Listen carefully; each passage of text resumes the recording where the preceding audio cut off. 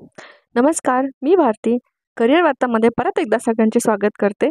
तर आज मी माहिती घेऊन आलेली आहे महाराष्ट्रीय वैद्यकीय अभ्यासक्रमाबद्दल आणि आपण जर माझ्या चॅनलवरती नवीन असाल तर प्लीज माझं चॅनल सबस्क्राईब करा. माझ्या व्हिडिओजला बघत चला, बाकीचे व्हिडिओज पुढे शेअर करत चला आणि व्हिडिओ जर आवडत असेल तर नक्कीच लाईक करा. सो महाराष्ट्रात वैद्यकीय अभ्यासक्रमाच्या ज्या आहेत त्या 11,145 जागा आहे आणि तुम्हाला माहीतच असेल काही दिवसांपूर्वी जे आहे ते नीटची एक्झाम झालेली आहे आणि ज्यांनी कोणी नीटची एक्झाम दिलेली असेल ते त्यांच्या रिझल्टची वाटसुद्धा बघत असतील आहे.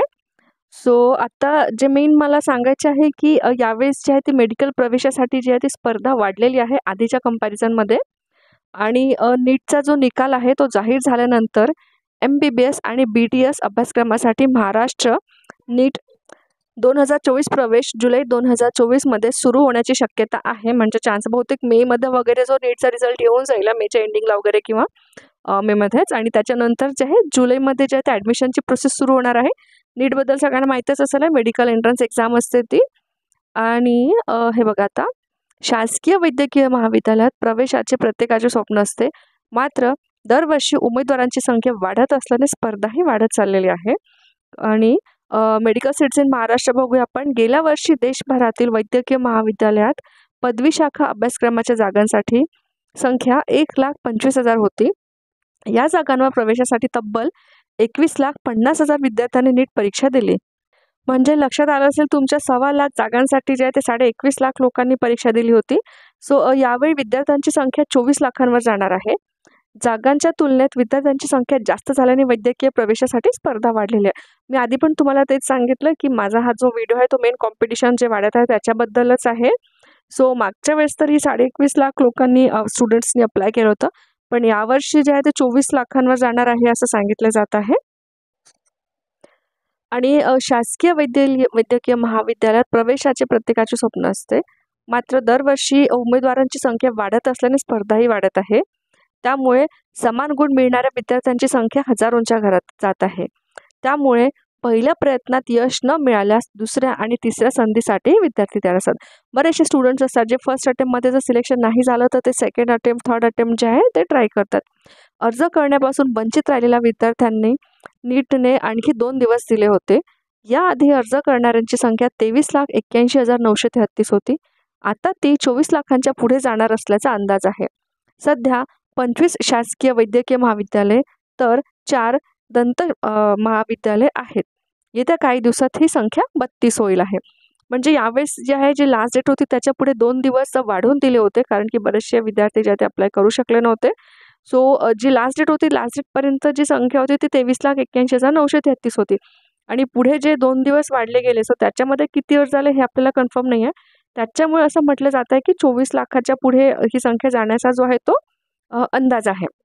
आणि आधीचे टोटल कॉलेजेस होते ते होते 25 + 4 29 कॉलेजेस होते आणि येत्या काही दिवसात ती संख्या 32 होणार आहे. म्हणजेच 10 नवीन वैद्यकीय महाविद्यालयाचे ते वाढणार आहे. आणि वाढत्या स्पर्धेमुळे महाराष्ट्रात MBBSच्या जागाही वाढल्या आहेत. यावेळी राज्यात 10 नवीन वैद्यकीय महाविद्यालयांमध्ये प्रथम वर्षाचे प्रवेश दिले जाणार आहेत. राज्यातील 32 शासकीय वैद्यकीय महाविद्यालयात 5,125 जागा आहेत. यामध्ये नागपूर एम्स, पुणे FMMC आणि मुंबई महापालिकेच्या महाविद्यालयांचा समावेश आहे. तर खाजगी महाविद्यालयांमध्ये 3,510 जागा आहेत. तर अभिमत विद्यापीठांमध्ये 2,510 जागा आहेत. सध्या राज्यात एकूण 11,145 जागा उपलब्ध आहेत. बहुतांश विद्यार्थी शासकीय महाविद्यालयांकडे धाव घेतात, परंतु त्यासाठी उच्चांकी गुणांची आवश्यकता असते. त्यामुळेच 40%हून अधिक विद्यार्थी दुसऱ्यांदा प्रवेश परीक्षा देतात. सो प्रत्येकाला असं वाटतं की गव्हर्नमेंट कॉलेजमध्ये जे आहे ते ॲडमिशन झालं पाहिजे आणि त्यासाठी जे आहे ते परत 2 वेळा 3 वेळा जे आहे ते ट्राय करतात. सो आता जे नवीन 10 वैद्यकीय महाविद्यालय जे ते ओपन म्हणजे झाले आहेत. सो यावर्षी जे आहे ते पहिल्यांदाच त्यांना जे आहे ते फर्स्ट इयरमध्ये ॲडमिशन दिले जाणार आहेत. म्हणजे फर्स्ट बॅच ती राहील आपण म्हणू शकतो. आणि सगळ्यांनाच जे आहे ते गव्हर्नमेंट कॉलेजकडे धाव आहे शासकीय महाविद्यालयाकडे. हेच एक मेन कारण आहे की कॉम्पिटिशन जी आहे ती वाढत आहे आणि प्रवेशासाठी स्पर्धा जी वाढली जाते म्हणतात आहे ते यामुळेच आहे. आणि 40%हून अधिक विद्यार्थी जे आहेत ते दुसऱ्यांदा म्हणजे एंट्रन्स एक्झाम देतात आहे हेच त्यांनी परत सांगितलेलं आहे. आणि आता पण विद्यार्थ्यांची आकडेवारी बघूया. वैद्यकीय नीट चाळणी परीक्षेसाठी 24 लाख विद्यार्थ्यांनी अप्लाय केलेला आहे. शासकीय वैद्यकीय महाविद्यालयात जागा ज्या आहेत त्या आहे 5125 जागा आणि प्रायव्हेट जे कॉलेजेस आहेत तिथे जागा आहे 3510 जागा आणि अभिमत विद्यापीठे जे आहे तिथे आहे 2510 जागा.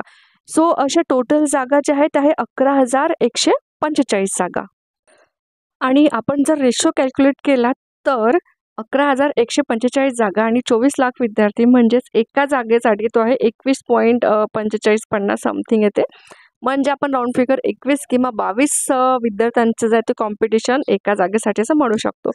सो आपला तुम्ही एक अंदाज लावू शकता की म्हणजे एका एक्झामसाठी 21 ते 22 जणांचं जे ते कॉम्पिटिशन आहे. सो किती मोठं हे टफ कॉम्पिटिशन आहे. सो अशी होती ही नीट एक्झामबद्दल आणि नीट एक्झामच्या एंट्रन्स क्लिअर केल्यानंतर ॲडमिशनबद्दलचा जो एक शॉर्ट व्हिडिओ मी इथे अपलोड केलेला आहे तुमच्यासाठी.